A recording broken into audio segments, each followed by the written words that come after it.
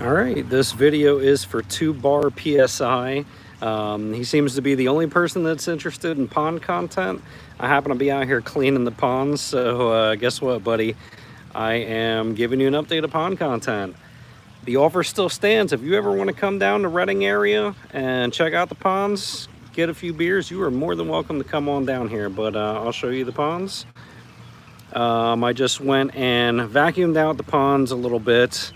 I cleaned out the waterfall filter yesterday. You'll see some of the fish.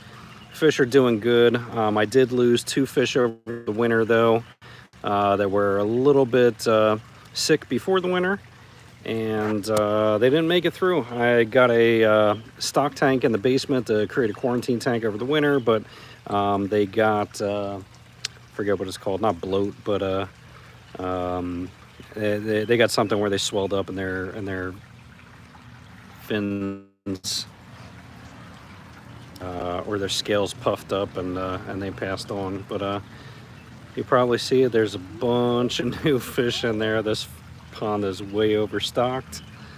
That's okay. We got a whole bunch of frogs though.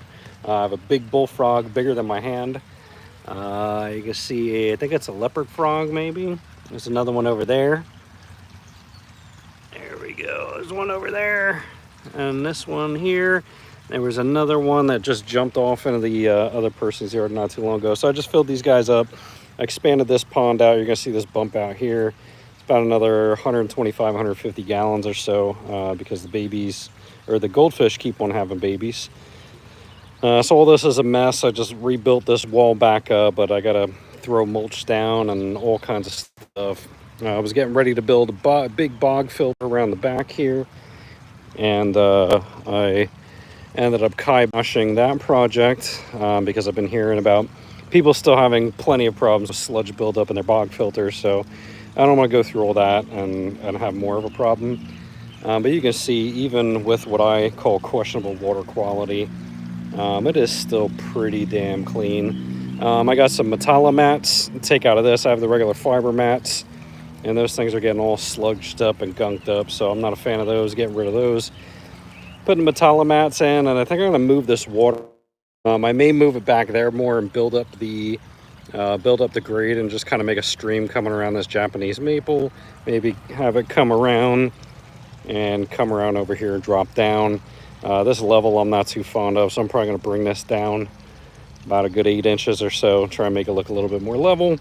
And then this whole area, I'm probably going to be knocking this out and just basically extending all the rocked area all the way around, getting rid of all these field stones that were a very temporary solution. I'm going to block all this out with not pavers, but garden wall block. The dog keeps on knocking all these down, so got to do something about that.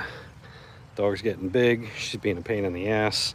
I just caught her a little bit ago licking a toad, so she's probably a little high right now, loving life. Isla, you gonna help Daddy? You gonna help Daddy? I put a back flush on the back of the waterfall so I can drain all the nasty water out of there. But I still gotta hide all that. It's now is the beautification stage. Still haven't had all my grass growing yet, but this one doesn't help that scenario. This one likes to steal stuff out of the pond. Typical puppy stuff. She sees me pulling weeds and stuff, and she decides she's going to help. And that is why all these rocks that were once nicely placed are all knocked over. Because Isla wants to help Daddy, and she does more harm than she does good. This whole area, though, I'm going to bump all this out because this is a pain in the butt to mow. So I'm just going to bump all this out. Take that pressure filter over there that's in that bin from when I originally built this pond. I'm going to put it over here. I'm going to mount it in the ground, clean up all the electrical work, and reclaim that area back there to put a nice bench back there or something. Do something with this area. Again, knock all this out. I don't know if I'm going to do mulch yet or put stone down, but you'll see this is all kind of a train wreck over here. Got a new pump for the skimmer last summer.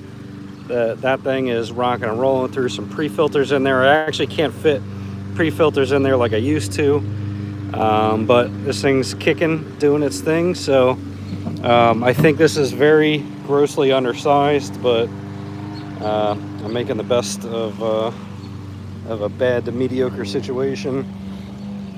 Got some new lilies. I had to throw them over here for now because the koi fish will terrorize these things and rip them up.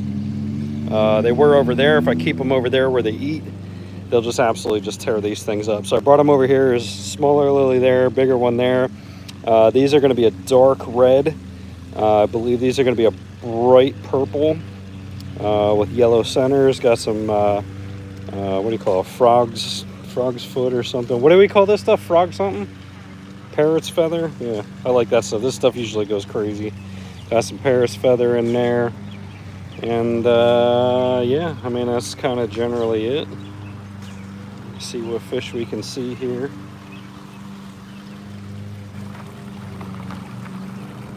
You can't see too much with the aeration on. We got, I finally got my dream Goshiki. It's in there somewhere, only probably about, 4 or 5 inches or so. And then we had some like 3 or 4 inch Ginrin Chagois in here that we haven't seen since we put them in here. I've only seen one, so the other one was either eaten by the big bullfrog or still hiding somewhere. Not entirely sure yet. Hopefully it comes out soon.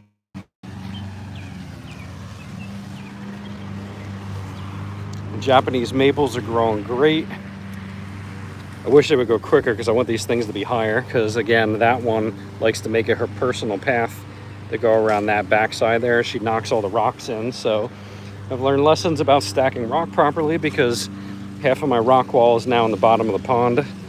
Probably didn't kill any fish, but I'm sure if I keep letting her do that, that's probably going to happen. But despite what I think is poor water quality, I guess in the grand scheme of things is very good water quality, because I can see down probably at least a good 2.5 feet, maybe almost 3 feet, and I can see the fish pretty good. So I guess it's not too bad in the grand scheme of things. There's 30 something koi in there, and I don't even know how many goldfish are in here, but just the difference in quality between these two ponds is still very drastic.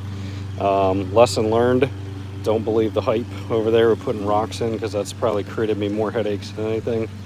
But I just vacuumed out like 10 pounds of sludge out of there, and I really feel like I take care of this pond a lot. But yeah, see, she did exactly what she does. She makes her own little path over there and knocks the blocks over to this one, knocks stuff over in that one. But I hope you enjoy the update. Again, you're the only person who seems to care about pond stuff, so if you ask for them, I'll give you updates here and there.